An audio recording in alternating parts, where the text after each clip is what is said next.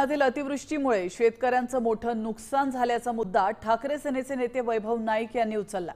पंचनाम्याची वाट न पाहता तात्काळ आणि सरसकट नुकसान भरपाई जाहीर करण्याची त्यांनी सरकारकडे मागणी केली आहे। शेतकऱ्यांना दिलासा देण्यासाठी त्वरित निर्णय घ्या अशी त्यांची आग्रही भूमिका आहे।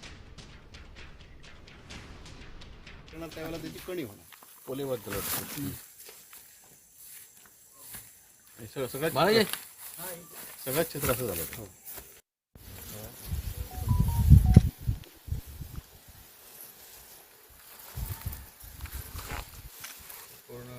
रुजलेली भात दिसते आणि काही ठिकाणी उभ्या पिकावर सुद्धा हे झाले। हे काय उभ्यावर देश विदेशातील प्रत्येक घडामोडींचे लाईव्ह अपडेट मिळवण्यासाठी आता साम टीव्हीच्या सर्व सोशल मीडिया प्लॅटफॉर्मला लाईक, फॉलो आणि सबस्क्राईब करा।